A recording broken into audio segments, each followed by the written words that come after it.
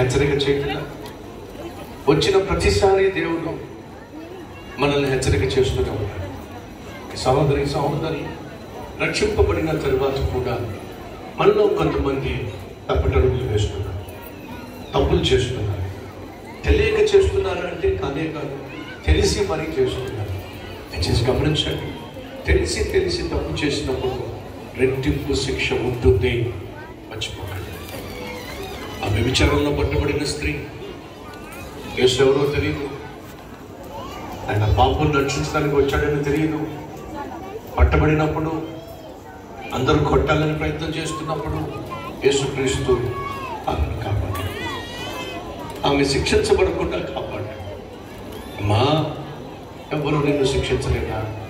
ఎవరు నన్ను శిక్షించలేదా?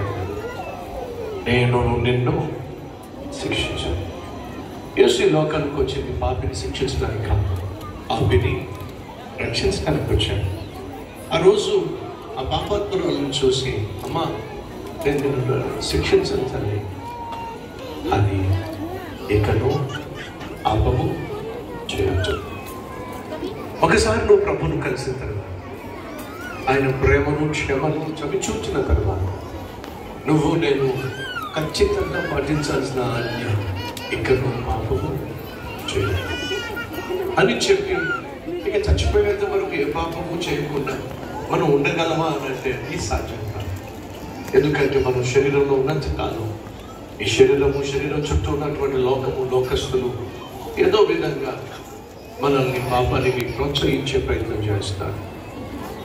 మనలో పాపము లేదు అని మీరు చెప్పుకునే ఎడల మీరు దేవుణ్ణి అబద్ధికుడిగా చేస్తున్నారు. కానీ ఎప్పుడైనా పొరపాటున మనం తప్పు చేసినా, ఒక అబద్ధమాడినా, పొరపాటు